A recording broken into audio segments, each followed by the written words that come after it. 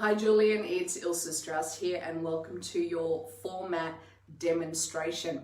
So what I'm going to be doing today is going through the 4 quadrants in the format model to give you an idea about what it looks like in action, to allow you to get a sense of what it feels like for you watching a presentation and being aware of each quadrant as I go through it. And also you will be able to start practicing a little bit more now that you can see this happening for you in a demo mode. So the idea of this session today, the overall idea is so that it's going to enable you to be more articulate with the content that you're going to place into format, as well as start to get a feel for how you're going to present it, because every presenter is very different. We all have different styles, which is fantastic, because the last thing we want is for all of us to be cookie cutter energy types of each other. And also it's going to allow you to communicate in such a way that is engaging. Okay, now the more you do it, the better you're going to become. It's like anything, practice doesn't make perfect, practice simply makes progress. And so the idea is that you can see this today and you can see it in action for yourself and relate to how it feels for you. So what I'm going to do is I'm going to go through each quadrant. This is the structure of what it's going to look like. I'm going to share with you which part of the quadrant I'm in. So for example, this is the wireframe. I'm going to talk about goals. All right, and then I'll make my statement. Then I'll say, okay, well, this is facts. This will be the fact here. Sometimes I might roll straight into it just because of the flow I'll be in, but I'll always pause afterwards and let you know what it was that I just commented on or that I just explained. Okay, so just bear with me on that. I'll try and do it beforehand, but as I said, sometimes just with conscious flow in presenting, we just roll straight into it, but I'll make sure that we can identify it for you. So if you haven't yet got that document out for format, please do that now, because I want you to go through and see it as we're doing it. Okay, so I'll give you a moment. I'm sure you've grabbed that already. Alrighty, so let's dive straight into it. So the presentation topic will be how to use format for presentation. We'll just go with that as a nice simple one. All right, so I'm going to drop into what's called the mini Watt frame. So a mini Watt frame, you don't see this on your document, but the mini Watt frame is like an overarching little Watt statement before you dive into the full format. So this is what it sounds like. So today what we'll be chatting about, or what we'll be discussing, Julian, is the format presentation skills in order for you to establish the types of skills and capabilities you need to present with articulation, personableness, and inspiration through all of those 4 quadrants. So that's a mini Watt statement. It's a simple statement of what we'll be covering today. Why does this matter so much for an audience? Is because people often sit there going, oh, what are we going to be doing today? Or they need you to state what we'll be covering today. The worst thing that people can have is they'll be sitting in a room and they're uncertain about what the framework is or what the intention is of the day. So you really have to communicate that to them up front. So now I'm going to drop into my wireframe. So the benefit of the goals, this is the first one. So the goals of the wireframe is multiple. So one of the key goals for establishing your wireframe in the whole presentation framework is so that people understand why that they're here. It is said that people don't necessarily need to know the how. The how will figure it out itself if they know the why. So what I just did then actually was I dropped into a quote, and quote is part of wireframe, and I used the quote to support my why statement of people need to know the why. So you can draw upon that.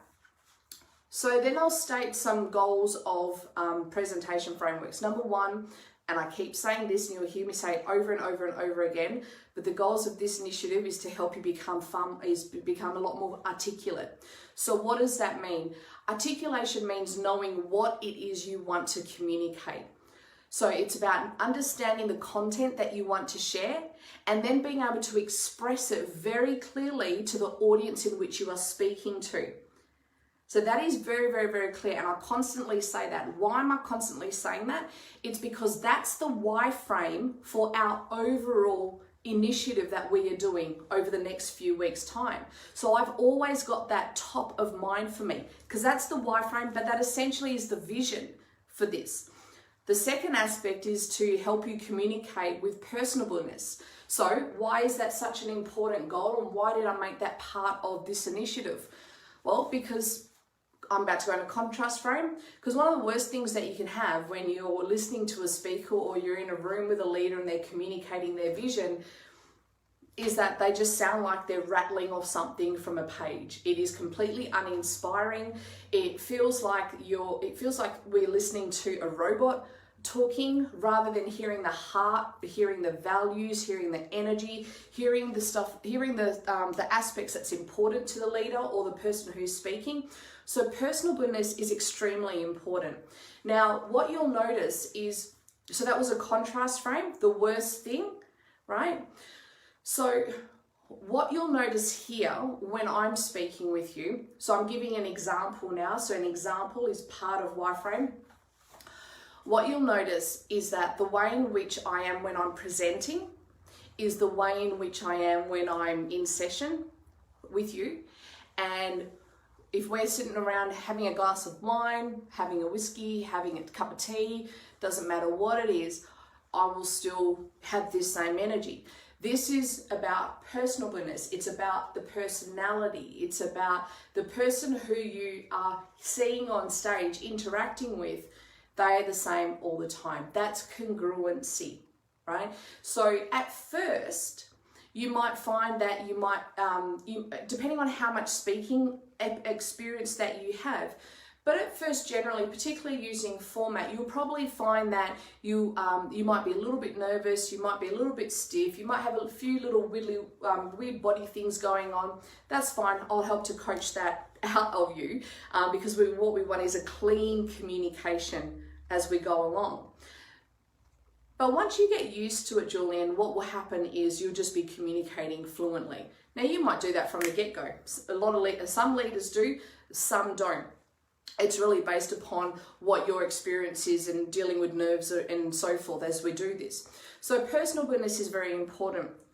So I'm going to be encouraging you to do that. And I'm going to be checking in on your beliefs as we're going along. And I'll give you some exercises that we can do as well to help you embrace some new archetypes and new energy states as we do.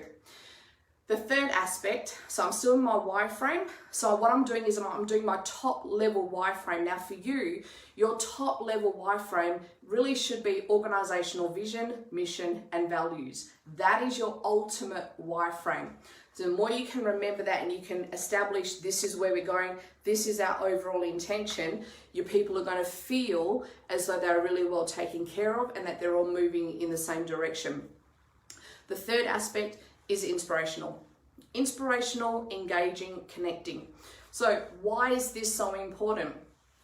So being inspiring is it has to be a quality of a leader. It just can't not be, because your role, as you would know, I'm not trying to tell you how to suck eggs, but our role as leaders is to ensure that people know where we're going and they're inspired to do so. That they have an internal sense of motivation to accomplish the grand results that we're wanting to achieve as an organization. So what does inspirational communication look like? Well, inspirational communication looks like some of those two things I mentioned, articulation and personableness, because that as well is inspiring.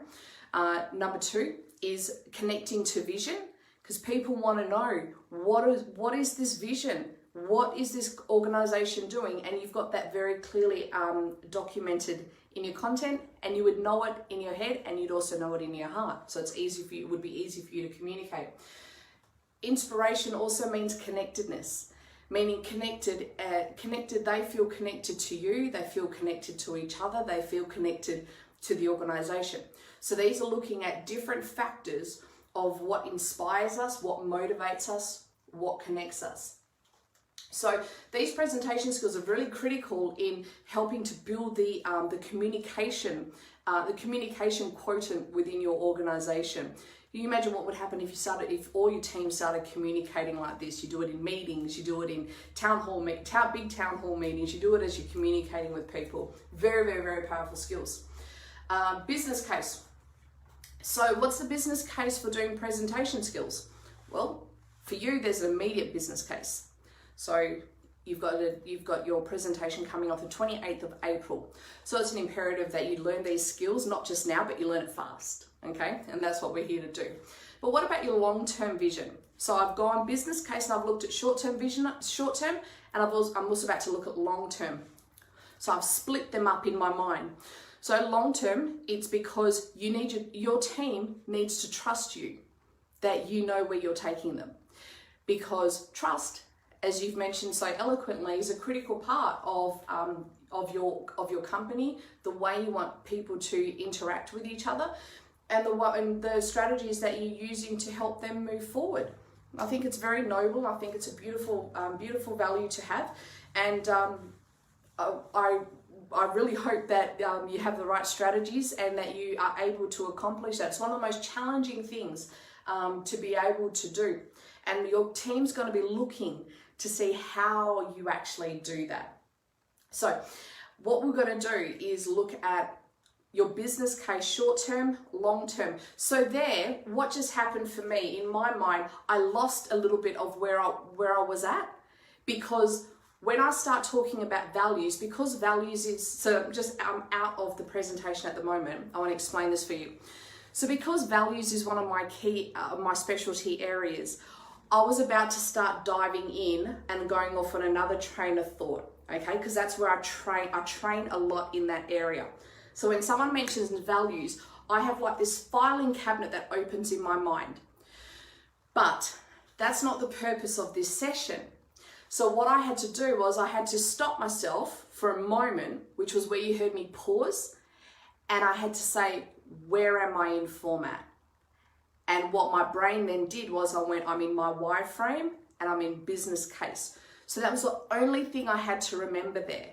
I hope that makes sense, and I hope that example is helpful for you, because it happens to all of us all the time, and that's how format helps keep us on track. So business case, short term, long term, and you can also look at business case for presentation skills. I mentioned this before, but it's not only applicable to your meetings or your seminars that you do or your strategic rollouts. It's also really helpful in your day-to-day communication. So imagine if all your team's communicating like this, as I mentioned beforehand. So the organization just becomes a better place to work in. People's sense of job satisfaction goes up. People's sense of well-being increases. People feel like they're being heard. So their psychological health increases as well. So that, what I just shared then, psychological health, job satisfaction, well-being, that was a fact that I was sharing, all right? So these are all infused in there. I trust you're noticing how much of a presentation you can just sit in the wireframe. Sometimes I sit for most of the session in the wireframe, and I'll only do a little bit of the other quadrants, but I'll talk to you a little bit about that afterwards when I get to the what if. Anecdotes. So anecdotes and stories. So we do big presentation trainings with adult learners, and they come from all over Australia. And now we do them pretty much all online.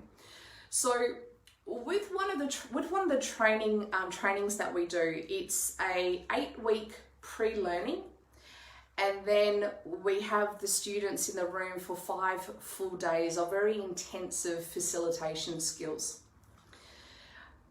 People who come to that training, they have never really communicated before. Some people are executives. Some are, budding speakers. They have a big message. They want to go and share it with the world. But predominantly a lot of them are business owners and leaders who want to learn how to communicate well for the benefit of their organization. Everyone comes in, and one of the key things I always say is, I don't know how I'm going to remember all my content. And as you know, I say to them, content's just the bucket, and don't even worry about it. You will remember it by the end of day one, you'll be fine. Another one of the key things that they worry about is nerves. And another one of the issues they worry about is sometimes getting feedback from us. So why am I telling you this story? It's because at the end of even sometimes the very first day, so remember it's 5 days intensive, usually it's from 10 o'clock in the morning to 6 o'clock at night. And some nights, when we used to do these trainings face to face, I would be there at midnight sometimes when we were doing the full 5 days, just helping people prepare their content, helping them to eliminate stuff that didn't matter from their content, helping them to get their message just very on point, right? Because that's very key. So by the end of the sessions, what people find is that they've not just become a greater presenter and communicator, but they also find that they've actually experienced a transformation, for lack of a better word. And what do I mean by transformation? Well, when we look at transformation, we often are talking about mindset.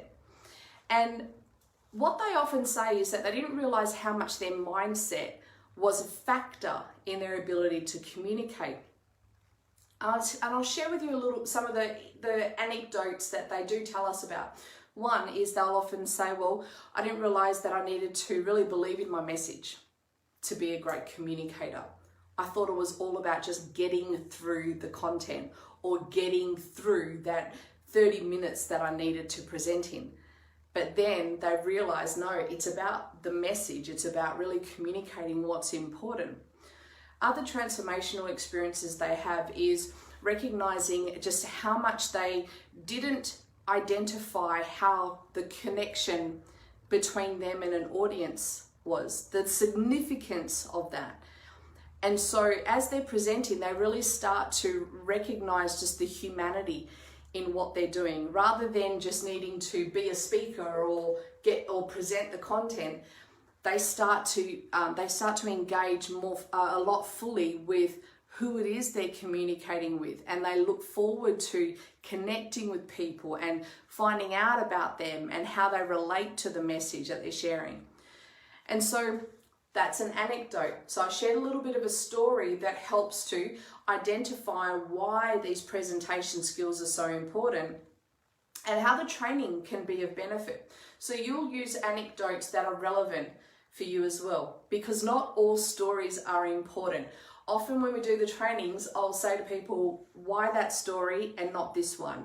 Or what is it about that story that you think adds value to this presentation? If it doesn't add value and it's not relevant to your audience at this point in time, just get rid of it, okay? I use a lot of facts in them, and I use a lot of contrast frames in them. As you can see, my natural style is moving through contrast frames, facts, quotes, anecdotes. Now, I go through it quite consciously, and there's a flow to it, but it's only because I've done thousands of hours of presentation skills, and I've done probably even more in training people in presentation skills. So will you have the fluency that I do? Probably not at this stage. But that's not what I'm looking for. What I'm looking for is that you have an awareness. Number one, you have an awareness of where you're at in the presentation. And number two, that you can deliver on it. And that in and of itself, Julian, is going to create quite a powerful presentation for you. So now we'll drop into the what frame. Okay, so the what frame is about de-jargoning, sharing a little bit of a history if there is relevant history. If not, leave it out. And also providing any definitions. Okay, so format presentation, sorry, before I say that, well, this is only about 10% of the time. You don't need to spend long in what frame at all. So presentation skills, people have been presenting since the dawn of time. Religious gurus are quite renowned for their presentation and their charismatic ability to lead nations, to lead groups of people, to lead them towards a God, any God, which God. It's been around since the dawn of time. Charismatic leaders have really brought about this sense of the need for leaders, so senior leaders in organizations, to have the ability to communicate. So I'd say probably since the late 80s, probably late 70s, late 80s, the charismatic movement really started to get a lot of traction. And so that came with the awareness and the significance placed upon our ability to communicate. At that time, we saw a lot of influence and persuasion conversations starting. Then we've got, people like the Brian Tracy's, the John Maxwell's of the world, the Jim Collins, the Tony Robbins, some pretty massive people in stature in leadership or pop leadership community really started to bring about this importance around communication skills, and I think it's fantastic. It's also caused us to look at, well, what does make for an impactful conversation? And with that question starting to move around, and particularly in organizations, people asking those important questions, what it meant for leaders per se was that they had to learn how to use their voice, how to use their physiology, how to use their attitudes, how to use their values, how to use their the vision, which is where vision, mission, and values became a big part of the communication skills, how it started to really take traction. So we've got more and more and more leaders knowing they need to develop their skills and capabilities. So Julian, that was a little short history statement around presentation skills. Now I'll de-jargon. So format. So what does format stand for? Well, format refers to the 4 quadrants in the quadrant model. So we've got the why frame, the what frame, the how frame, and the what if frame. Now, that's all format means. It's just looking at 4 different formats or mats in the quadrant area. It's simple. I don't need to really say any more. It's basic. And then what I could say is, well, it was developed by one particular researcher, I think back in if I say the date, I'm probably going to be wrong, so I'm not going to say the date. It was probably about 40, 50 years ago or so. Developed it as part of a learning and development model. And then another researcher came along, and I think it was, can't remember the name, and that's fine. Another researcher came along and started to look at the learning and development model and looked at the psychology of how we think and how we learn. And this researcher placed it into these 4 quadrant models. Now, is it helpful? I think you'll start to notice if it's helpful for you or not. I've never met anybody yet who hasn't found that they've benefited from the format model in so many different scenarios in their organization. So what I did there was I shared the definition, I shared a little bit of a history, I de-jargoned the term format, but then what I did was I went back up to the why frame and I shared why it's a benefit. So that's one thing you want to do when you're wrapping up in each frame, or at least once when you're in each frame, connect it back to something in the why frame. So I could have said, Julian, something along the lines of,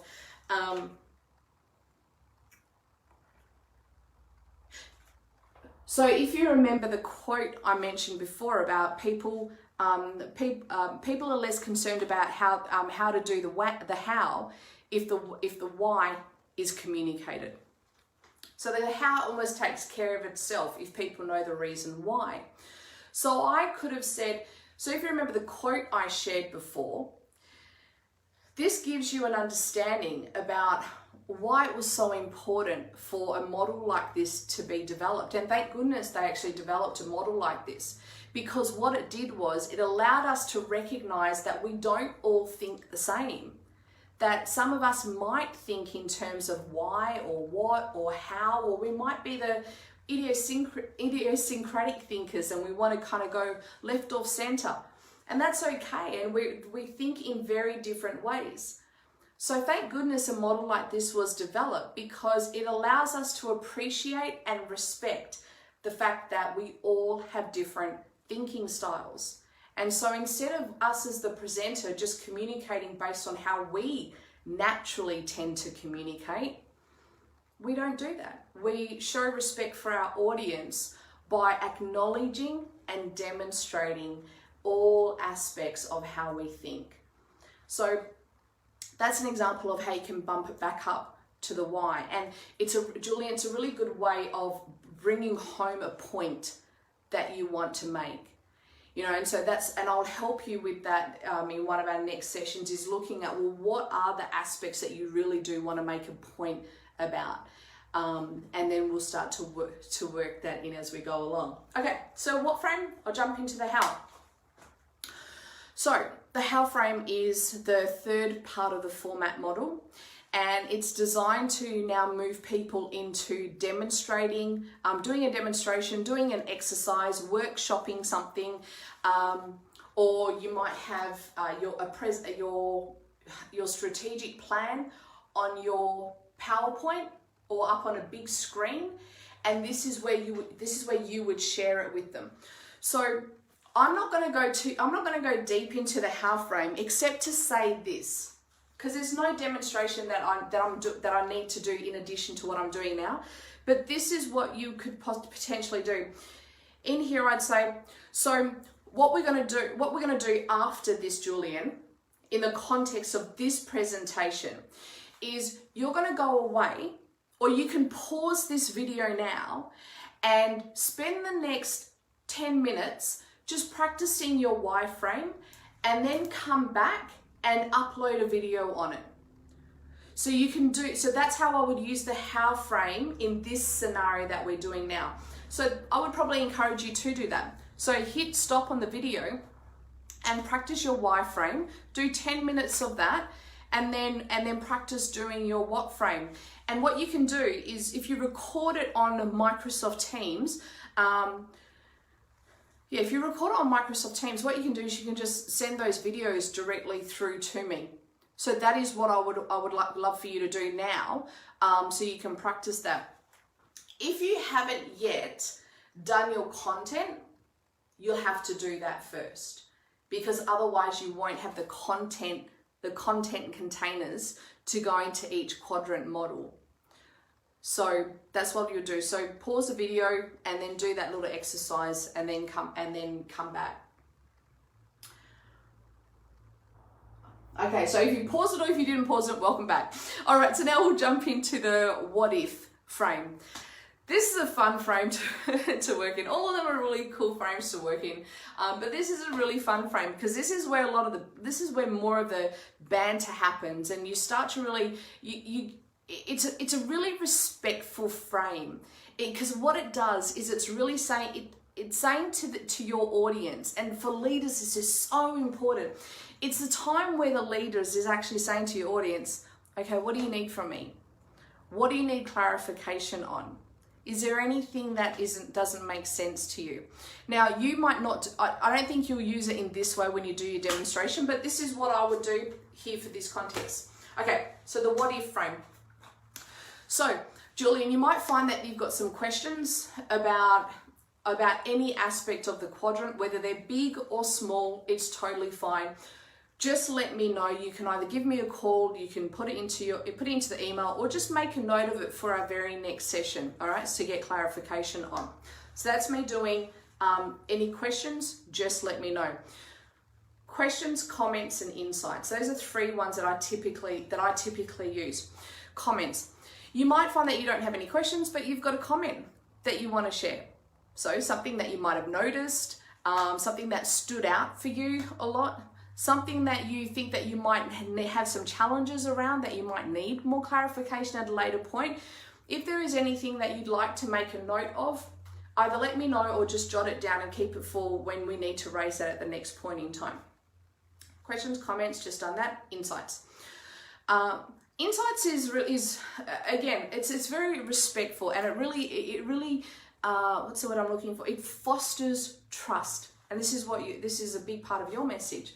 So insights is, well, what are you noticing? What are some of the insights that you would like to share about this scenario, about these presentation skills? Have you had an experience in the past where you've used some of these skills and you think you can draw upon that? Or perhaps have you had some experiences in the past that makes you a little bit nervous about that? So what I just did is I use a contrast frame, because what I'm saying to you is it's great if you've got some experiences that you can draw upon, that's positive, but it's also okay if you've had experiences in the past that you feel a little bit nervous about, or that you might need some support in, because what you're doing is you're teaching them vulnerability. Okay, this is what you want to do in your division. A leader cannot lead without a vulnerable division. We've got to be able to acknowledge and show empathy and respond appropriately to people's concerns and challenges. So questions, comments, insights. It's also where you would add anything that you've forgotten to share, Julian. So, often it happens, not sometimes, often it happens. This is where you add it in, and you would say something, okay, so what we've done today, so it's a little recap, so you can add a recap in here too. So what we've done today is I've given you a pretty good demonstration of the four quadrants of format. One of the things to take this a little bit more advanced is to teach you what's called Satir frames. Now, Satir frames is where communication gets pretty interesting, because what it does is it allows you to draw upon at least 5 different types of archetypes to give your communication and presentation a little bit more energy. So for example, Satir frames look at the styles a presenter communicates in, and it comes from a woman called Virginia Satir, who was a family therapist 1960s. And in her family therapy, what she noticed is that there was different archetypes that each person played. So we would probably have a reference to this when you're growing up in your home. Generally, if you came from a nuclear home with your 2 parents and 2 or 3 siblings or more, the father is usually the most assertive, dominant person. The mother is usually more placating, more nurturing. The youngest child is usually, the joker of the family. The middle child is usually a little bit of a leveler in the family. And the eldest child is sometimes more of the heroes in the family. So from those 5 different archetypes, there's specific names for them, like leveler, placater, teacher, joker, and so forth. So what we do when we're operating in Satir is we can draw upon those different energies, to give more variance in our tone, in our energy, in the way in which it's being communicated.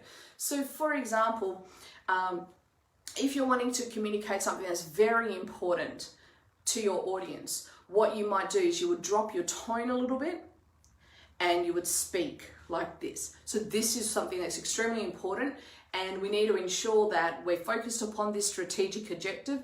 Otherwise, the risks that we're going to encounter is going to be damaging to the organization. It's a very command style energy, whereas a nurturing energy is it's just softer. It's a little bit more of that feminine energy. So we're really here to support you in terms of your presentation skills, Julian. If there's anything that you need from me, please just let me know. I'm available. You can text me, give me a call, or send me an email. Now, I'm not always available 24/7, but I'll always get back to you in a timely manner. So nurturing is just showing a little bit more support. The tonality is a little bit higher. The body language is slightly different, whereas command is like this. Leveler energy is matter of fact.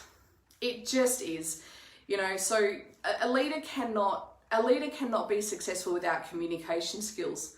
It just has to be done. So a leader cannot be successful without good communication skills. It's just matter of fact. It's like, that's just the facts. You just deliver it straight. Joker is, you know, we've got to try new things sometimes. So Julian, Julian Leveler, you might feel a little bit nervous about this, or you might not, but you got to try some new things sometimes. So the Joker energy is used to kind of diffuse Leveler and diffuse the more command style energy, which is the masculine fatherly style energy. So why am I sharing that with you?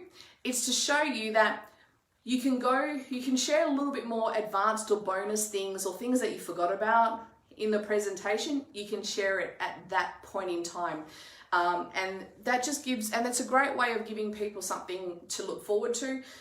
For your presentation, it would be, I believe it should be actually your call to action and sharing with them what's going to happen next. So you might say something along the lines of, so you're all probably wondering about how is this going to impact you, or what can you do about it, and how can we support you?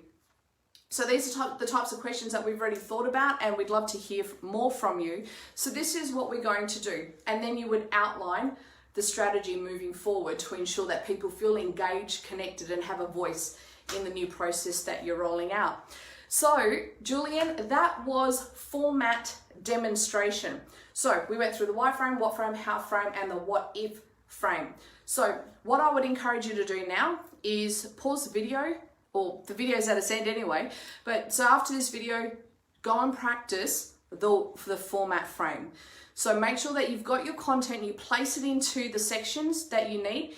You might want to send that through to me if you don't feel comfortable with it as it is just yet. The more feedback you get from me, the better your presentation will be.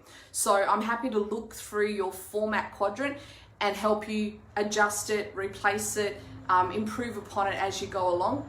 But start talking as quick as you can. I really encourage you to do this. Just start talking to the mirror. Look at yourself in the mirror when you're practicing. So anybody living at home with you might think you sound a little bit crazy, but that's totally fine. Because what I want you to do is I want you to get used to hearing your voice. And I want you to get used to hearing your voice speaking this language, speaking the content, and hearing how things shift and change for you as you go along. Then on Friday, so you'll notice I'm still in my what if frame because I'm sharing what's coming next. Then on Friday, what we'll do is I'm going to get you to do a demonstration. So please make sure that you've got your video set up the other day was fine, but what I'm going to ask you to do is make sure you're standing when you present, because it's just, you can't present when you're sitting down. It's just, the physiology is different, so therefore your psychology is different when you're sitting down as opposed to standing up. So as long as I can see your top to mid, that's totally fine. And then in the session we do after that, so when we go more advanced, I'm going to ask if I can see probably from your waist level, because I'll need to see what you're doing with your hands, because hands is a big part of it. So and it's linked to Satir, what I was mentioning before. Hands, in terms of command hands is like this, or like this. Jester or Joker hands is kind of like this. Leveler hands is like this. Placator hands is often like this, or like this, or like this. So I'm going to help you also with some Satir placements in your hand movements. We'll look at some of your body movements, and we'll look at your tonality and your voice resonances.